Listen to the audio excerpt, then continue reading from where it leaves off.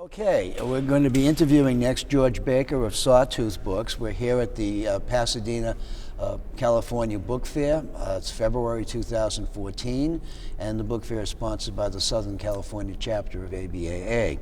And George, I'm going to start off by asking you this question I ask everyone. Tell us something of your background, your family, brothers and sisters, where you went to school, where you grew up, where you lived, etc.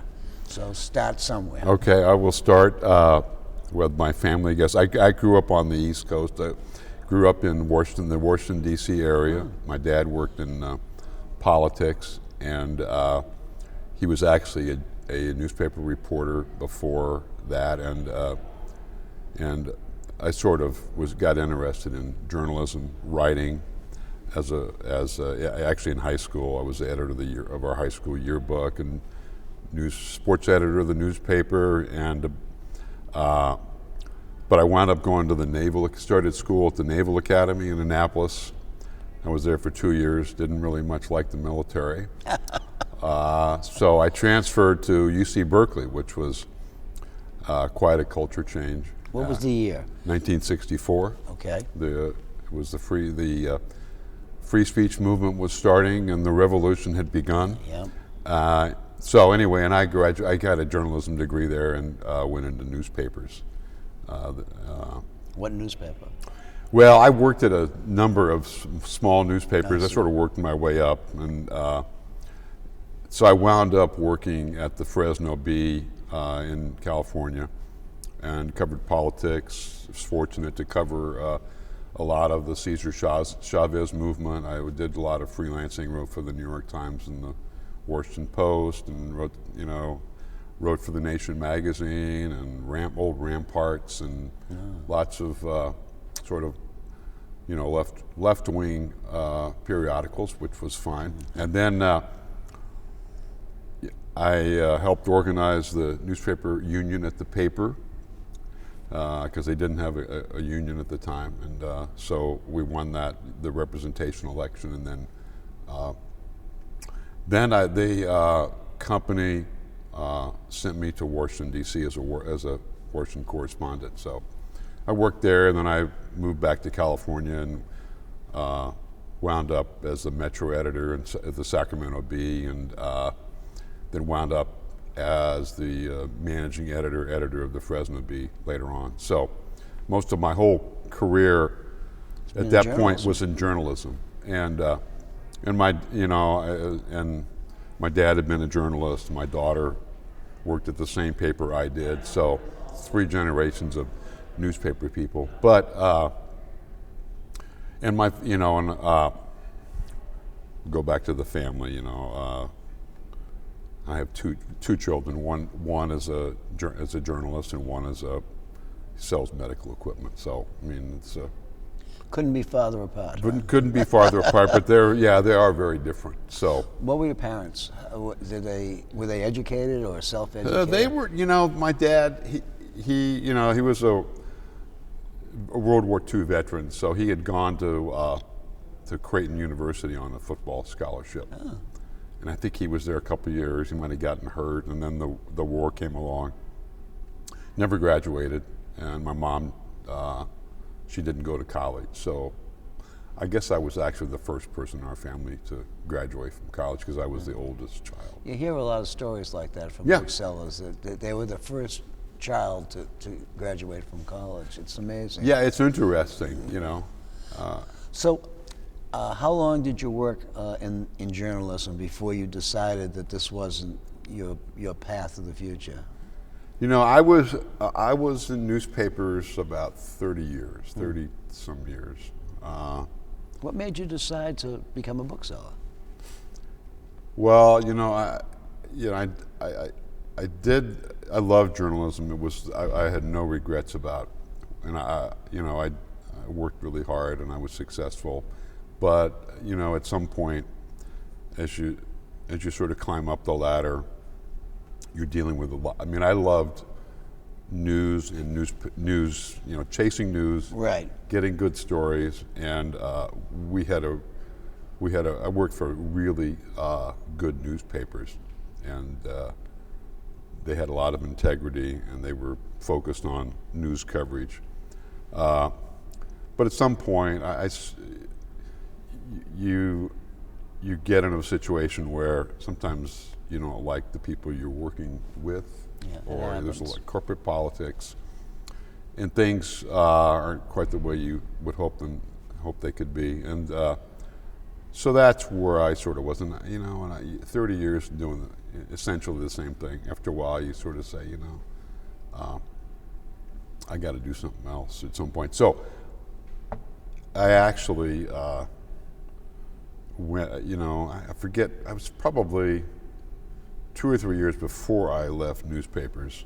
I went to the American Booksellers Association. They may still do that, but they put on a seminar. It's like a 2 or 3 day seminar about how to open a bookstore. So this was in the early 90s. And so I went to this seminar, and it was pretty instructive and very interesting. And I walked out of there realizing that if you're going to open a bookstore, you're not going to make a lot of money, and you're going to invest a lot of money, and the returns would not be very good. And you could also see Barnes & Noble was just beginning to open stores. Right. And I don't know if Borders was then, but it was pretty clear the landscape to me was changing for booksellers. So I said, that's not what I want to do. And then it developed that my wife, she got a job as the editor of the newspaper in Boise.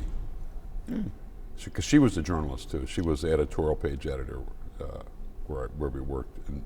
And so I said, take that job. We went and looked around. We liked the town. I said, you take that job, I'll do something else. So somehow I decided, I was going to specialize in mostly fiction, modern fiction, and rather than opening a bookstore, because you needed a lot of cash to get that going, and I didn't really have the cash, and I didn't really want to invest the cash. So I didn't have any inventory. I mean, I was not a book collector. I just love books, and I love literature, and love writing, and all that. So I started buying books and going to book shows, and this was pre-internet even. It was AB, A.B. Bookman's Weekly. A.B. Bookman's Weekly. Books for sale. Books, Books wanted. Books wanted and books for sale. Yeah, and Pre-internet. pre-internet, exactly. So that's how I got into the business. And approximately what year is this now? This is probably 96, 95, 96. Did you you didn't want to have an open shop? I didn't want to invest the money, and I didn't really, as I said, I didn't see. I mean, where I was in Boise, it's there were a few bookstores, but they even the quote new bookstores, they went out of business eventually, and because they went in, and Borders and amazingly, Borders and Barnes & Noble both opened bookstores in Boise. I mean, they were like across the street from each other. Wow. And so there was no way you could can't compete with that. No way. So you decided to be a mail order internet guy, right, or? Exactly, or book shows, just in a specialize in basically modern fiction, the hyper modern or whatever people call it. Column these days, yeah. Yeah. Do you issue catalogs? I do. How many? It's dropped off a lot, but I probably do 3 or 4 a year. And it's modern and hyper modern. Yeah, it's literature. mostly it's sort of I've made a transition. It's sort of modern fiction, but it's very, very little of hyper modern. I was fortunate I bought several collections over the years, and was able to sort of move out of that model of hyper modern. I mean, it's. How is the buying and selling in Idaho? Oh, it's not very good. I mean, that's not my base of operation. You sort of have to get way out of there. I mean, I was fortunate, gosh, when was it? Maybe 12, 13 years ago. I had a customer back east who had been buying books from me for a while, and he had been worked at Doubleday and other publishers and book reviewer, and he had a big collection he wanted to sell. And he just, he sent me the names of some of the books, and I said, yeah, I'd like to buy it. And so I flew back there and rented a truck. A friend of mine helped me drive out, and we had like 3,000 books of really good fiction, good literature. And so that really sort of bootstrapped me to get to the point where I didn't have to rely on, the hyper stuff. And then we bought over the last, then I got involved with a couple of other ABAA booksellers, and we partnered on some other purchases. We just, last year we bought a collection from a guy in Oklahoma, Ponca City, Oklahoma, of all places, which is 100 miles north of Oklahoma City. And isn't that the hometown of Roger Maris or Mickey Mantle or some famous? No, Mickey Mantle is from Commerce, Oklahoma. Yeah. But some baseball player is from Ponca City. Is that right? He was called the Ponca City Flash. At I'll 60s. have to look that up. Yeah, there was and he was a good ball player. Yeah. I just can't think of his name right now. So this guy, Larry Owens, had been he was a great customer of a lot of ABA members.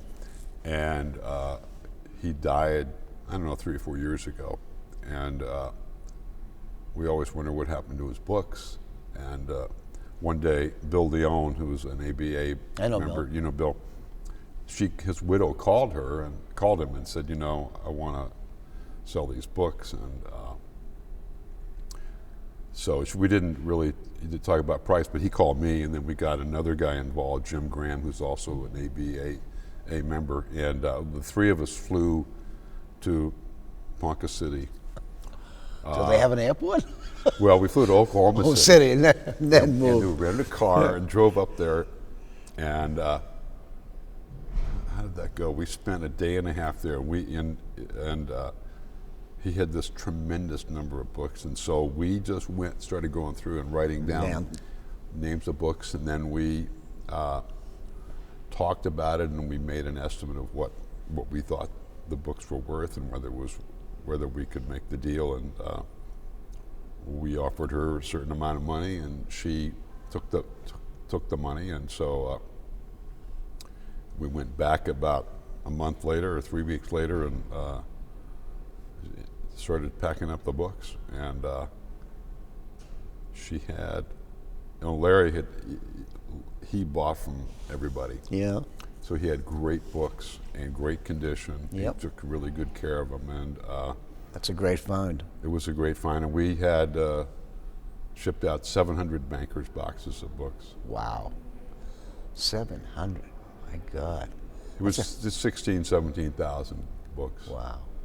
So we've done well. I mean, she was happy to get rid of them. She wanted to move on, and he had a lot of different books, different genres, fiction, nonfiction, science, but a lot of poetry. So we've been fortunate to get some of these big sales, which really makes it a lot easier to sell books. Where does the name Sawtooth Books come from? There's a mountain range in Idaho. Yeah. And it's a beautiful, rugged, jagged range of mountains. And so when we moved to Idaho, we went driving up there, and it's pretty spectacular. Yeah, it is. So that's where it comes from. And nobody, most people don't even know where Idaho is. But well, most people have an idea where it is, but they don't really know where it is. They somewhere near Montana. Right. Or sometimes they get it mixed up with Iowa. Yeah. They'll think, Are you from Iowa City? Yeah, right. Yeah, exactly. Right. So, what's your internet presence? You know, I have a pretty good internet presence. How many items, for example, do you have on the net? You know, I have about 4,600 books, and I have my own website, and I got. I wasn't particularly technically savvy, but I got on to the internet. I mean, a long time ago. In fact, I was looking the other day, and my domain name, I bought it in 1999. So I had a sense of, you know, what I needed to do, and I had my website built 10, 12 years ago. And so I think I do pretty well through that. I have my own website, and I get a lot of referrals from Google. I mean, that's the main, the main source of that. And I used to sell on eBay years ago, but Years ago was one thing. Nowadays is yet another. yeah, I don't buy or sell on eBay anymore. I mean, just because I don't really need to, and it's the Wild West.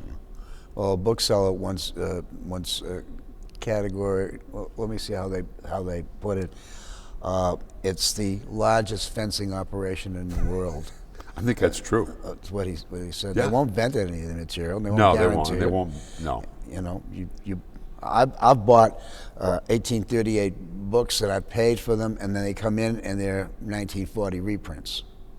And then you have to go and try to return it, and you have to go through all the McGiller of stuff. I just think it's a big waste of time. Yeah, it's not frankly. worth it. No. When it comes right down to it, it's, you know, make it lucky and buy one great item, but you'll lose all that profit by trying to buy another one. Well, it used to be that there were bargains out there, and and people. There were a lot of legitimate sellers there, but it's sort of careened out of control. And Yeah, I think the internet is a much safer place to plunge in and look for stuff. right. Yeah. But anyway, So yeah, and I'm on Abe, and I'm on Alibris, and I'm on Biblio.com, and I sell through all those, and I do, you know, I have a daily deal that I run on my website. You know, I basically take 3 books, and it's sort of randomized, and there are different discount levels, and it just, you know, I was trying to drive traffic to the website, Right. And there were a number of people who obviously get this every day, because yeah, they'll buy the books, and I'm happy to sell them if I've had them, you know. absolutely. What good is data inventory? Exactly. So, and they're happy to get the book, so it works for everybody. You know, I think it's great, frankly. A few more questions. Sure. Did you have a problem converting your business to the computer? I mean, are you a guy with some computer savvy, or are you a bookseller who uses a computer? Well, I didn't really have any trouble. It was an easy transition for you? It was an easy transition. Fortunately, I didn't. For some reason, you know, when we started out, nobody knew the internet. Basically, there wasn't one. I mean, Netscape came along and sort of revolutionized everything in the mid '90s, but early '90s. But fortunately, I didn't have my database in Word, because that would have been. Yeah, we did. It would have been a terrible pain. It was. So I think I had it actually in Access, which is this, you know, this is a Microsoft. Yeah. And it was way too complicated. Somehow I finally got it into Excel, which as a spreadsheet, as a which was much easier to use. And so no, I didn't have any trouble making the transition. And I bought Biblio. You know, it's a book fund. Is it a book fund? No. Bibliopolis? Yeah. Yeah, the Bookhound. Bookhound. That's I what bought we have. Bookhound a long time ago. Yeah. And it's really good. I think Bookhound is great. Yeah. It's a Foxbase, isn't it a Foxbase program or something like that? Anyway, the guys who run it are great. Yeah. You can call them up anytime. If they're not there, in 20 minutes or so, they're going to get back to you. Yeah. And they help you like that. And so I think support for your internet is every bit as important Oh, as yeah. being there. Without, Yeah. And in fact, Mika Babcock built my website. In Boston in November, I interviewed his father. Oh, did you? Yeah, Bert. Bert, yeah. Right. Yeah. I know Bert. And I knew Bert before I knew Mika. And somehow, he might have put me onto his son or something. That's how I got. And then he merged with, with Bibliopolis. Yeah. And Alan Green and Alan, Alan's and yeah, and it's a really, so I've been using that for a long time, and it's, we feel it's very good program. Yeah. For what we do, but like everything else, it's not for everyone, but perhaps it should be. I know, it's interesting because, some people, they use the ABAA database. I don't even know what the name of it is. But I don't either. I don't. Because it's not that important. Yeah. Okay. Talk a little bit about booksellers or people in the trade who influenced you and were perhaps a mentor to you or helped you out when you were first starting out into the trade. Well, I was fortunate to, when I started out, I knew next to nothing about, I knew books a little bit, but I knew nothing about book selling or cataloging or grading and all that sort of thing. So I just started asking a lot of questions and of different people. And Ed Smith was one. Ed lives in Seattle, but he's lived in different places. Yeah, gypsied a little. He's gypsied a little, but I think he settled down. But anyway, Ed was very helpful. I would look at Ken Lopez's catalogs and sort of drool, but also, he had a good way of describing things and the books that, the different genre that he had. And Bill Leone was another. Bill's a good man. He's a good man, and he and I have partnered on a lot of stuff. We sort of got into the business at the same time. But he had been collecting books for a number of years, and he'd built up a pretty good collection, and so Bill helped me a lot, and then we would go to book shows together. I would see Bill at book shows, and because he was in California and I was in Idaho, but I would come down to the old Burbank book shows, and he in fact urged me to join the ABAA. I could have joined a number of years ago, and he kept saying, "You really ought to do it," and then I decided, well, I need to do it, so I did it, and I'm really happy that I did because it's given you exposure to a market that you would not have reached any other way, perhaps. Exactly. I mean, I couldn't come to this. This is a great show. Is this when was your first ABAA book fair? Can you remember? I can't remember. I did it last year. I guess actually last year was my first one. Really? After all these years in business? Yeah. I think I helped Bill a couple of years before that at his show, but I wasn't an ABAA book, a member. And so I think last year was the first time that I really went solo. So, yeah. All right, one last question before I let you go. What do you see as some of the challenges that face us as an organization and as booksellers as we move to the future? Oh, that's a good question. I don't know that much about the internal workings of the organization. I think as booksellers, I think there's people are always going to be buying collectibles. Right. They're not going to be, you can't resell. I guess you could resell an ebook, but it doesn't have any value. But I think, just getting people to read and to be involved in literature, to me, is the biggest problem as a bookseller. I think there's always going to be books out there to buy. Yeah. The question is getting them into the right hands. As an organization, I think just trying to help people figure out how to navigate some of these problems. But I don't really. It's kind of a tough question. Some people have a definitive answer. Yeah, other people say, well, I just don't know. It could be this or it could be that. Yeah, and I don't. I haven't been in the organization long enough to and sort of where I am. I'm sort of out of the loop. Yeah, I can't even go to, because the chapter is in Seattle or Portland for the most part, and it's like an 8-hour drive from me. We're in the middle of. You're in the middle of Idaho. Idaho, exactly. So. Oh, George, thanks very much. Hey, okay. Very, very nice. Okay, thank you. I appreciate it.